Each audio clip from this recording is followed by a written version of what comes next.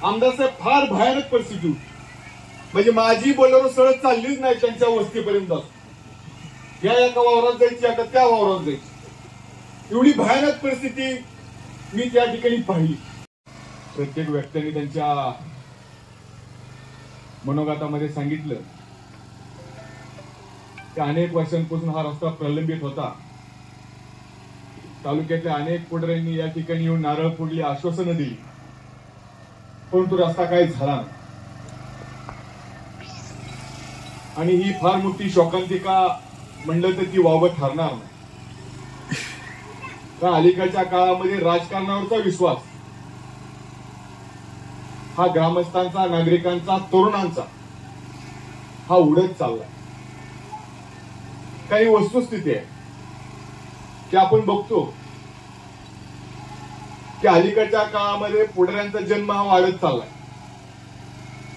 आमदार साहेब, अगोदरच्या काळामध्ये मोजकेच पुढारी असायचे त्या गावामध्ये, परंतु अलीकडच्या काळामध्ये प्रत्येक गल्लीत, प्रत्येक बोळात एक पुढारी जन्माला यायला लागला.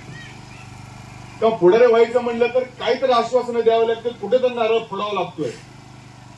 म्हणून आपण खोटं का बोलना, पण बोललं पाहिजे म्हणून लोकांसमोर खोटं आश्वासनं द्यायची आणि वेळ मारून न्यायची, ही अलीकडच्या परिस्थिती ही राजकारणामध्ये ही निर्माण झालेली आहे.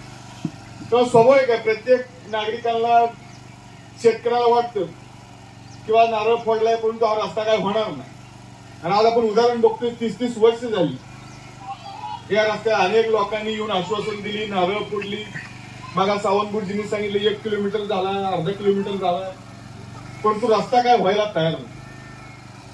खरोखरच मला रामदासभाई असतील, सावंत सर असतील, सज्जनाबा असतील, सागर मास्तर असतील,